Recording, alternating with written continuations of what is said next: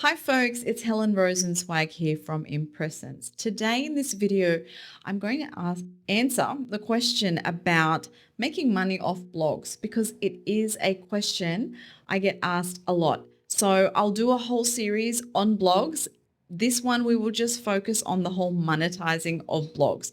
And what a lot of people ask me is about making money off their blogs, like with ads and things. So let's look at that. What I have to say is not necessarily going to be what you want to hear, and it's probably not going to be what you have been hearing. Because if you go and search about making money on blogs, you'll see lots of tutorials on how you go about that. But I really want to be truthful and give you the real picture about these things, because I've seen people trying over many years. I've been helping people with their websites. I've been a blogger for it's probably nearly 10 years of doing this actively as a business, been doing websites for a lot longer than that in total. But the reality is, yes, you can make money off a blog. Is it easy? Not usually. So that's where I want to start from with that. Now, I have a few statistics here just to put things into a bit of perspective. Okay. So the stats out there say you need to be getting at least 50 visitors a day to even sort of start looking at this. And if you want to start earning any kind of reasonable income that's beyond maybe $1 here, $1 there, I suppose, you need 5 to 10,000 visitors a month. And for the average blog, that's not happening. And on top of that, it needs to be relevant traffic. So there's my picture for you already. Okay, it's not easy. It can be done. It's not easy. So let's have a look at a few of the options for how you can, like one of the questions I really get is about placing the Google ads on your blogs. So you definitely need good traffic with that. The thing is that people aren't a fan of sites with ads all over them, and that's been going on for so long now. People are not. I think people are avoiding those sites now. They're frustrating. I mean, you've seen those sites. You're looking for a recipe, and you get this great big long explanation. There's ads everywhere before you get to the recipe. Now, that is working for them. The reason that they put all that content in there is because it helps them get found on search results, right? But it's frustrating for the user in the experience, okay? So anyway, yes, you're going there, you're still reading it because you want the recipe. Personally, I think if your site is littered with ads, if you're using Google Ads, I think it decreases your trust factor because you look like you're only just putting the content there for because of the ads. Like you're only giving people this content because you're trying to make money.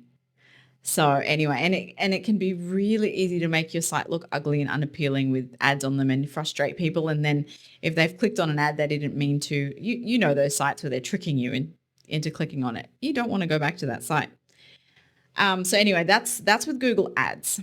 All right, and there is a shift away from that with monetizing your blogs. So the other thing is you can write heaps and heaps of blogs, but are they relevant to somebody? Is there a need for it? Is it answering a question that people have? Because the only way, there are two ways. One way people will find your blog is by you actively sharing it out there. So you'd need a following, you'd need an audience, you'd need social media audience or your mailing list, right? People that you can push your blogs out to. The other way is by people finding it through searches, which means your blog posts need to be answering a question people are searching for. So you can write heaps and heaps of blogs out there that no one's searching for. So yeah, there's that. Okay, sorry, I'm looking at my notes here. Remember, you are now competing with AI bloggers. So there's a lot of content going out there on blogs now more because people can use AI to write them so they can get them out quicker. So just remember that it's becoming a more and more and more competitive environment. So even back in around 2000 and I was actively blogging with my sister in 2014, around there. We did it for about 4 years. We had a couple of hundred blogs by the time we'd finished. We only made small change, and that was in a time when it wasn't as competitive. We only made some small change money from our affiliate links, or we didn't run ads, but affiliate links. We really didn't earn a lot. And then we left the site up for a few years after we'd finished blogging, like we ceased adding more blogs.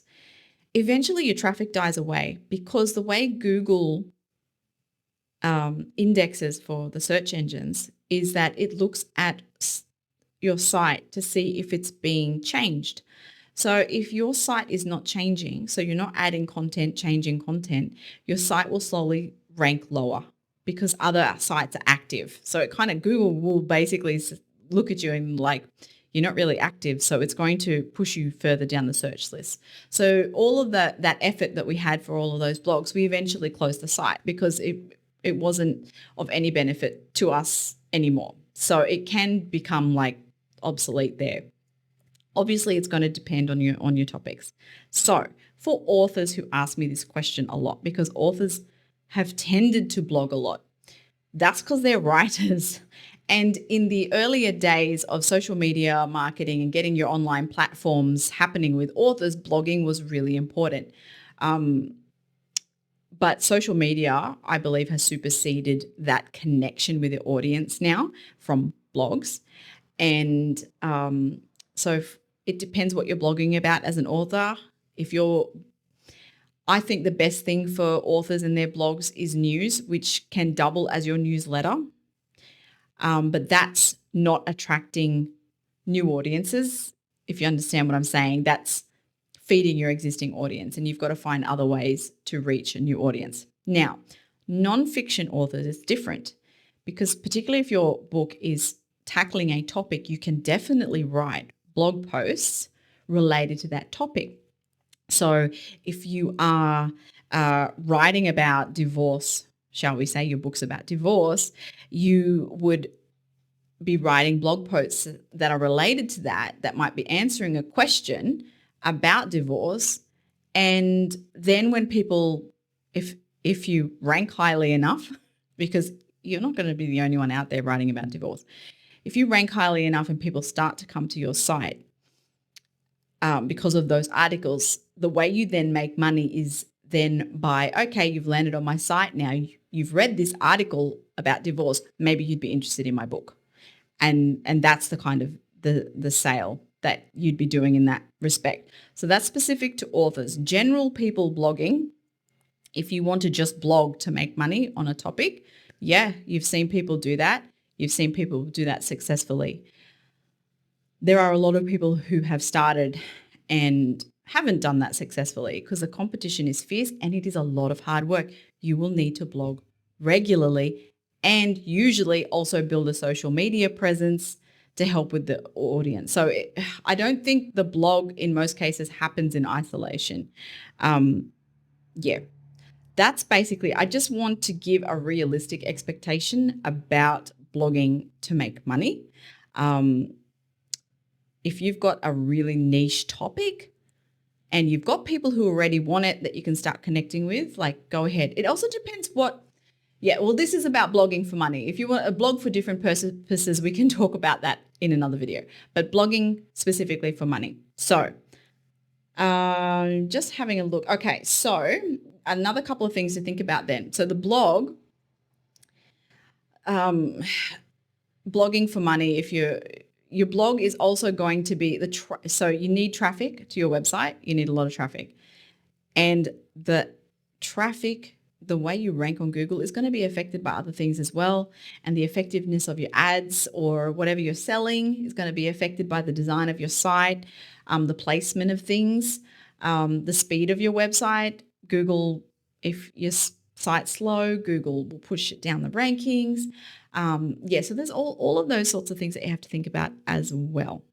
If If you just want to blog because you want to blog, fine. Go for it. Just remember, it's also a long-term strategy. So my sister and I, when we were blogging, we had a long-term strategy. There was a purpose, and it wasn't, the primary goal of our blog was not to make money.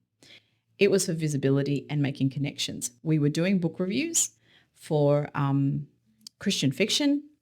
And at the time, my sister was an aspiring author. She was working towards writing. So was I. I ended up pivoting, doing editing. And at the end of the day, my background and foundation is in IT. So it always comes back to that. So I didn't pursue that. However, those contacts that we made through that blog and the relationships that we made, they definitely paid off. So yeah, that can be a benefit to blogging, which again, I'll look at another video, but our primary goal was not making money back then. So I hope that's helpful. There's a lot of people who might argue with me and say, no, you can do this, because there are people who you can pay to help you get set up to do that kind of thing. Theoretically, I could be one of those people saying, yes, come to me, get a website, start blogging.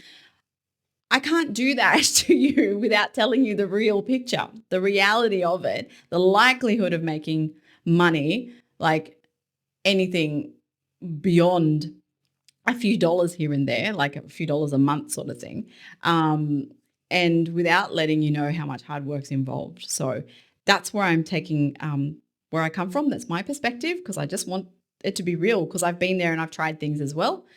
And yeah, I just want a real perspective out there for you. So I hope that was helpful. If you have had an experience where, blogs have been great for you and actually translated into dollars, I'd love to hear about it. Let us know, because there are success stories. And I don't want to put you off completely, but just be aware of what you're getting into, what work's involved, and just have the right expectation around it. So we'll catch you in another video, I hope. See ya.